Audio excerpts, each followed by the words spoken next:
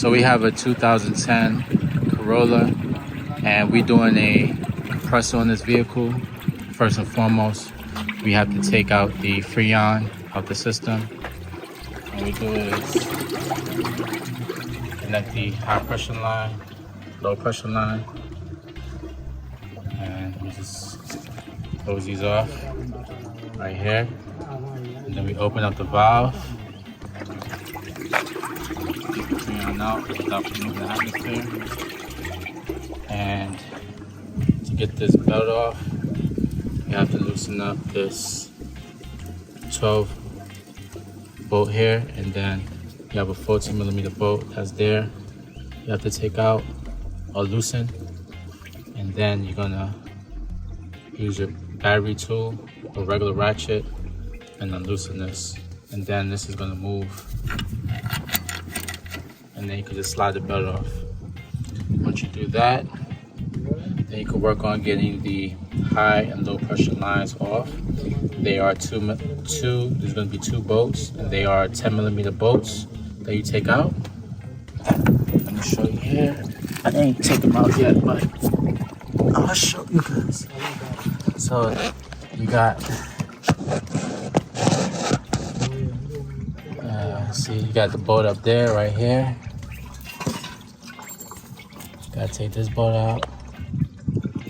You gotta take that other bolt right there, which is a 10mm bolt.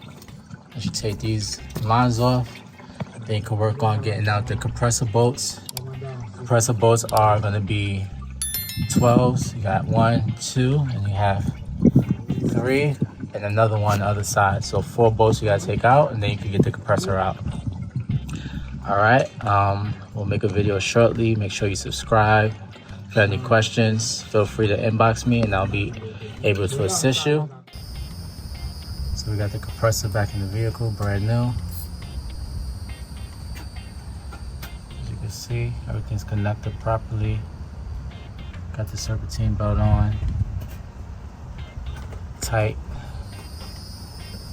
If you have any questions, inbox me. I'll be more than happy to assist.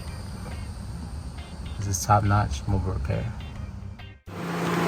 So on this vehicle, we also decided to do an evaporator foam cleaner, which gets all the dirt and debris inside the evaporator. And this also helps make the AC more cooler. Definitely recommend this product. You can buy this product at O'Reilly's. It gives the car a great fresh smell, and it also do help the AC pump more cooler in the vehicle. All right. Also, if you never change your cabin filter, we'll recommend replacing as well, because that will also affect the flow.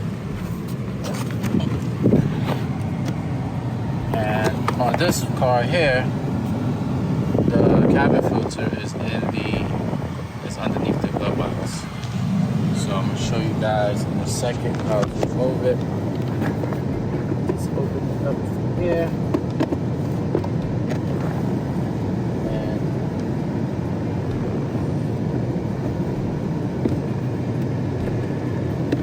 take this cap off here. Little cap underneath the box. And then just,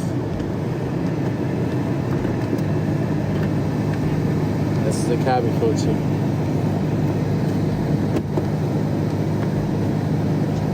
So, cabin filter is not too crazy. So what I'm gonna do is just shake it out.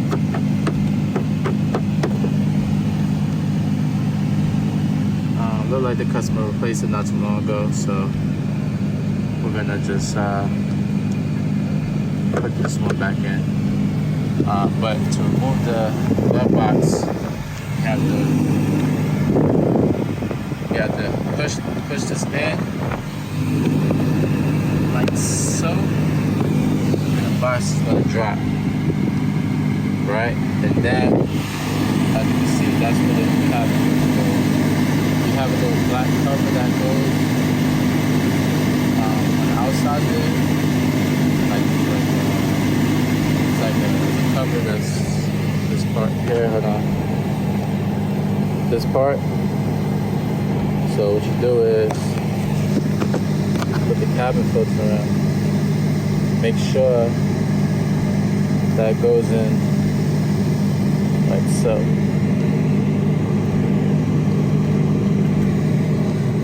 Okay. Goes in like that.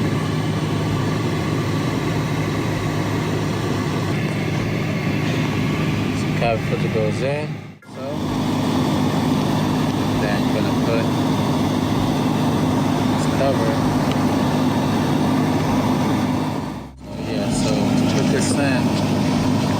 Have to push this. Goes in like that. Then you make sure that this goes in like so. Then you make sure it puts in like that. Then you're gonna be able to go back, slides back in. So like put this whole back in here like this. That's it. As you can see, the foam is doing what it's supposed to do to clean the evaporator. You have to leave it running.